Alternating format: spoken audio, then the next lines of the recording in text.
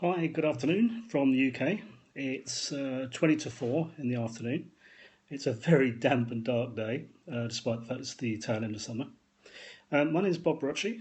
I'm a counsellor here in the UK, and I wanted this afternoon to just open up discussion around something that that I'm going to blog about this week. It comes out on Thursday, around the subject of online counselling.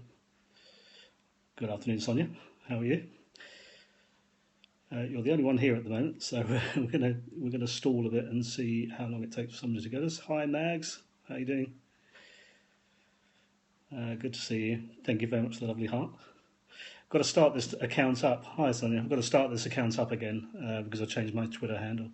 So thanks for sticking with us. I'm just stalling a little bit while we wait for to see if there's anyone else coming on. I'm not sure the title of the broadcast is going to be that inspiring. I'm glad you're good, Mags. Hi, Haken. Good to see you. So probably even with just the three of you here at the moment is enough to open up for discussion. So my blog this week to support my business, Anglia Counselling, is around online counselling versus in-person, face-to-face. Are there benefits for both? Is only one appropriate? And if there are benefits, what are they? My very first client was online, and I had my doubts, but being the innovative soul that I am, I gave it a go, and actually was really pleasantly surprised how successful it was. But I would say 90% of my work currently, and for the last 4 years, has been face-to-face, and that's still my preference. I think it always will be. However, at least 10% of my work is online, either via telephone, Skype, Hangout, or email, and it is grossly effective. It really does work well. You just miss that sort of engagement, that face-to-face aspect that you get with body language, micro-expressions, the nuances, the real connectedness that you get when somebody's here in the office with me. But on the plus side, with online counselling, there's very little distraction generally. Hi, Apo. Good to see you. I think the senses that are used for online counselling is around. Thanks for putting me off flying. The senses are just hearing, listening, which is obviously a core and fundamental skill from the counsellor's point of view, from the therapist's point of view, but also for the patient or the client. I'm a counsellor. Yeah, I think when you're face to face like this, there's real focus, a real mindful approach to it. Whereas when somebody's with me in the office, they can be making judgments, especially early on in the relationship, and they might be sort of thinking, "Oh, he's bald and he's big and he's this and he's that," and all these things either come to fruition and be proven to be true or disproved. But in the meantime, it gets in the way of the work in progress, the work that should be going on. Which city? Near Newmarket in Suffolk in the UK. So I think one of the reasons why online counselling is so successful is because of that, because the focus is so great. It is just one-to-one, listening to voice and hearing a voice. It gives you time for consideration. But there's also some other benefits, aren't there?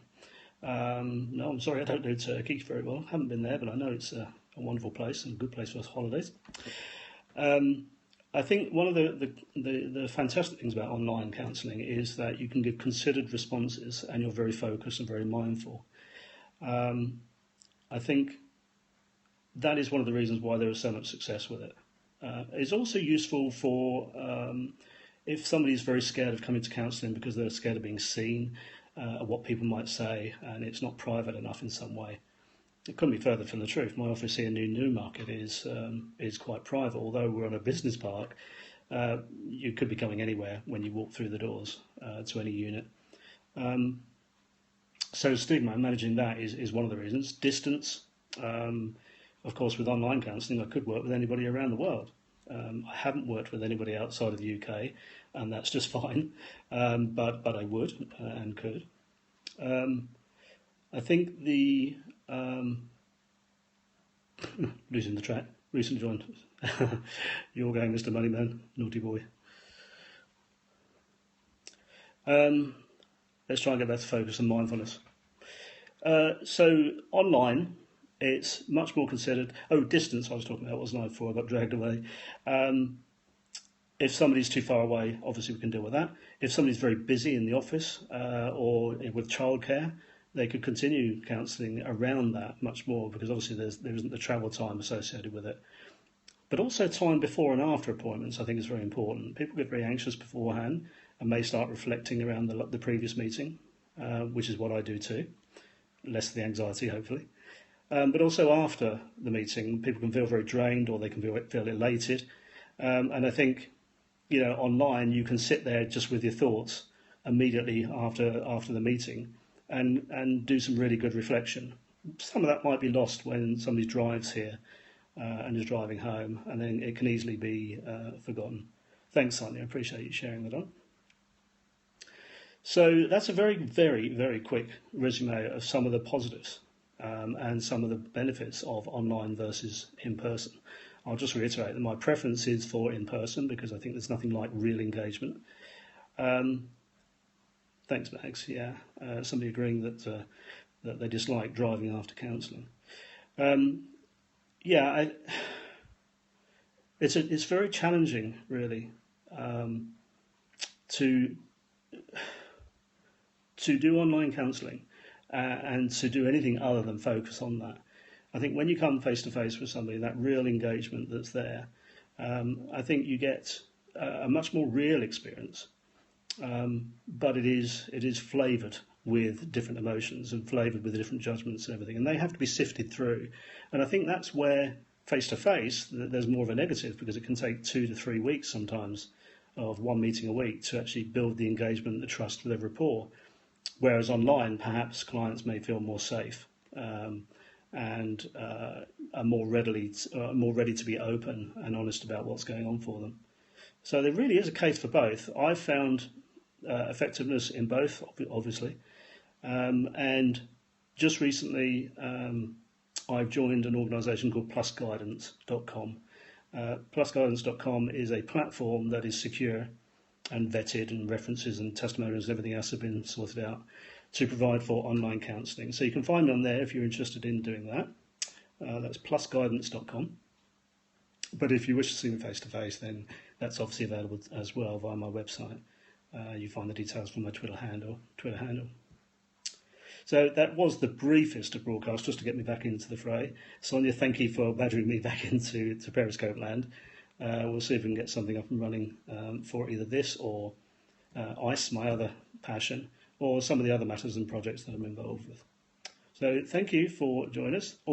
Sorry, Sonia, go ahead. You've got a question?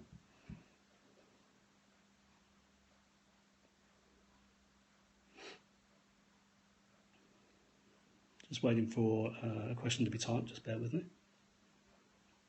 I have a bit of a croaky throat today. I went out running in the rain this morning, which was really invigorating, but it's left me a bit croaky. Here's the question: do people open up more online? Yeah, I think I just alluded to that in a way. I think they do. I think the relationship is safer earlier on in the relationship, because I don't know. You feel like you're talking to a TV, I guess. You feel like you're talking to someone and you can just press the stop button at any time you like. Whereas obviously face to face, you're there and you're kind of committed during that session to staying. That said, I always let people know they can leave whenever they want, they can have a break whenever they want, but generally people stay until the end. In fact, they always have. But online, of course, you could just leave at any moment. So that gives people permission. I think you can do that in your own time and in any room, of course. And actually, you could do it anywhere these days, as long as you've got good enough signal. There's one of the downsides with online counselling, I think. If you're doing with camera, then you can have to rely on the bandwidth being available. But the fallback position is by phone, and I really enjoy that. That works really well. Good if you're anxious. Yeah, I agree. If there's no more questions, I just want to thank you guys for joining me. I'm not surprised there's not many followers at the moment, so please tap away or share or encourage people to follow, and we'll get this new account back up and running and going. So have a great day, whatever you're doing. Stay well. Thanks very much. Bye-bye.